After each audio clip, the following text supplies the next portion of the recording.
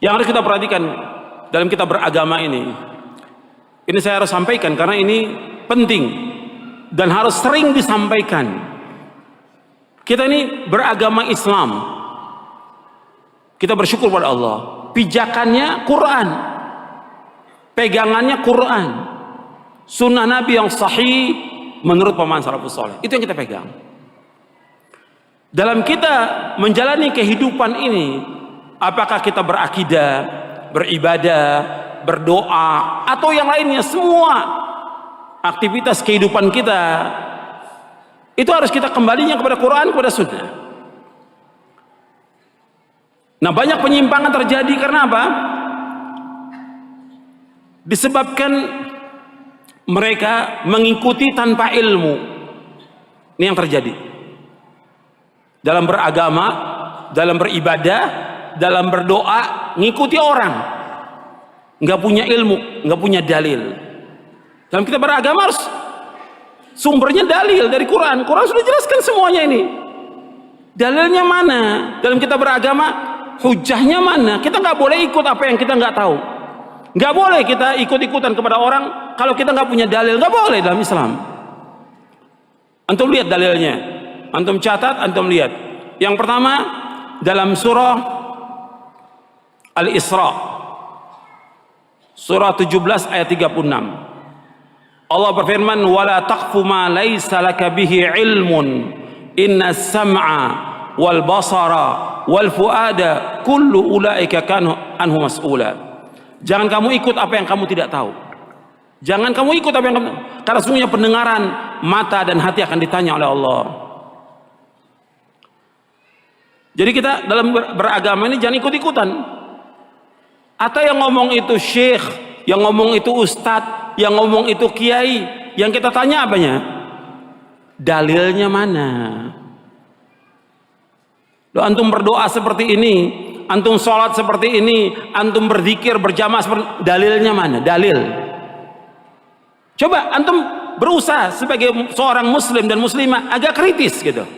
Jangan ikut-ikutan dalam kita beragama. Sebab kalau enggak, kita akan sesat. Kita hidup hanya sekali, dan yang kita inginkan semuanya kita akan masuk surga. Jangan kita ikut-ikutan. Allah melarang kita, jangan kamu ikut apa yang kamu tidak tahu. Minta hujah, minta dalil. Orang ngomong begini, dalilnya mana? Ketika orang-orang Yahudi, ketika orang-orang Nasrani mengatakan kepada Nabi Muhammad SAW bahwa yang masuk surga itu Yahudi dan Nasrani. Kata mereka, Nabi, di depan Nabi SAW, orang Yahudi dan Nasrani mengatakan kepada Nabi Muhammad SAW tidak masuk surga kecuali orang Yahudi dan Nasrani.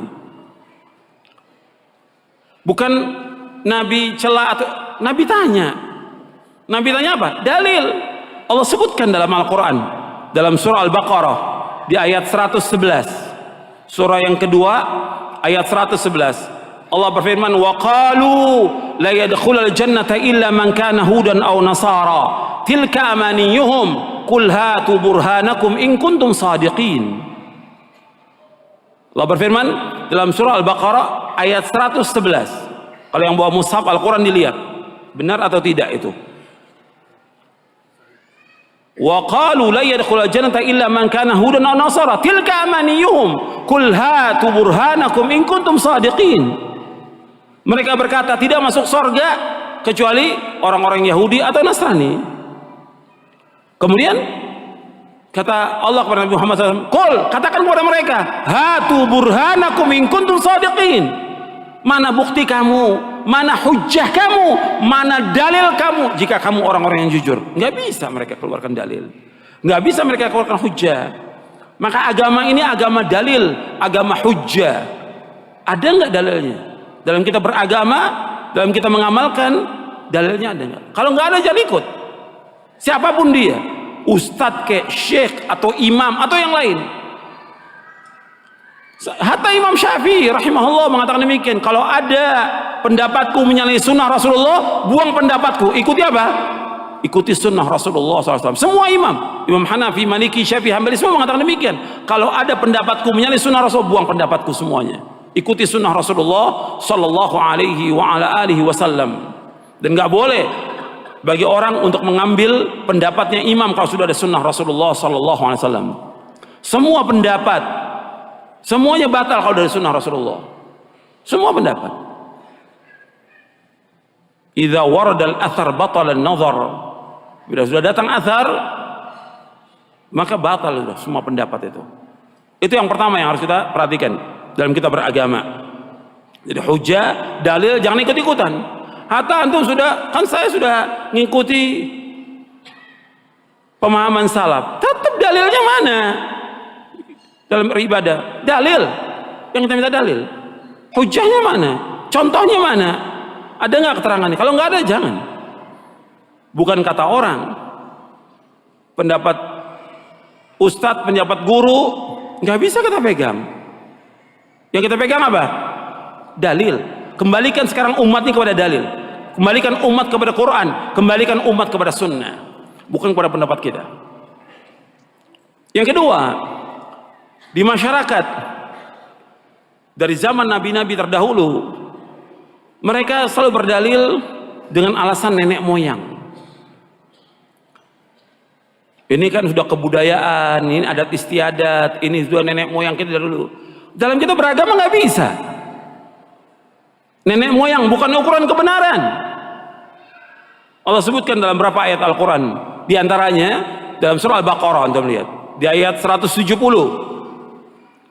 Wa idza qila lahum ittabi'u ma anzalallah qalu bal nattabi'u ma alfayna 'alaihi aba'ana walau kana aba'uhum la ya'qiluna syai'an wa la yahtadun.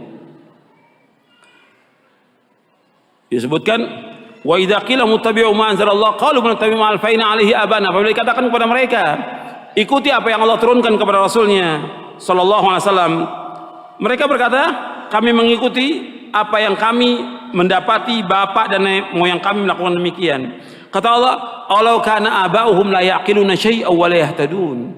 Apakah mereka akan ikut juga kepada bapak dan nenek moyang mereka yang mereka tidak berpikir sedikit pun juga dan tidak mendapatkan petunjuk? Tidak berpikir dan mereka tidak mendapatkan petunjuk. Jadi nggak boleh mengikuti bapak dan nenek moyang, nggak boleh dalam kita beragama. Ikuti wahyu, Quran dan sunnah ala fahmi salaf, bukan nenek moyang. Bukan dari dulu orang-orang tua kita melakukan demikian, nggak bisa. Dalilnya mana dalam kita beragama? Kita ingin selamat dunia, kita ingin selamat akhirat. Kita ingin bahagia dunia, kita ingin bahagia akhirat. Jangan ikut yang akan membawa kepada kesesatan.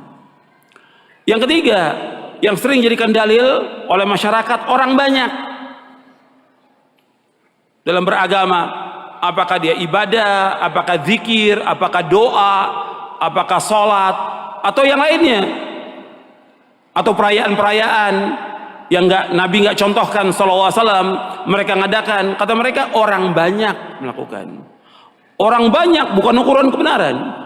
Allah dalam Al-Quran nggak pernah memuji banyaknya manusia, tidak pernah dalam Al-Quran.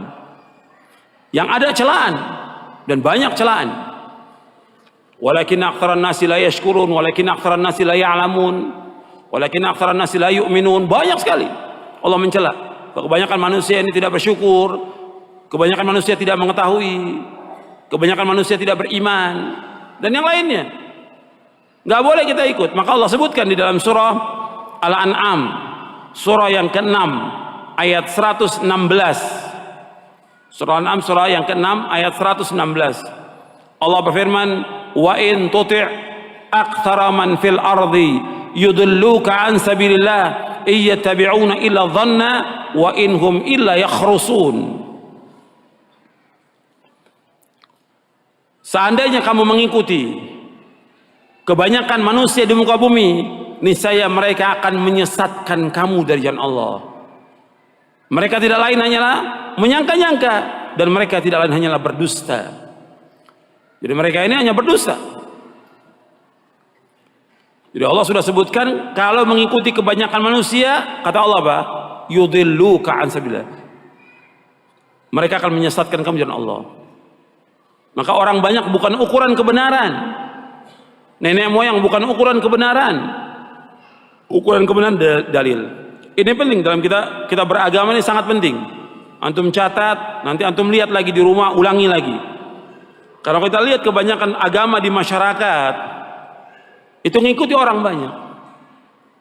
Kalau orang awam mungkin kita berpikir karena awam ya, tapi terjadi juga kepada para penuntut ilmu, terjadi juga kepada para ustadz.